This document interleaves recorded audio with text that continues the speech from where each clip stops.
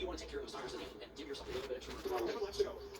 Well, I think being forced into the second was obviously off of, Kyle giving you the wall. He has to make that direction. Let's see if it evens back out here. If he can make an adjustment. And then off the turn four, so that affected 2 laps in a row there on the stopwatch. So my point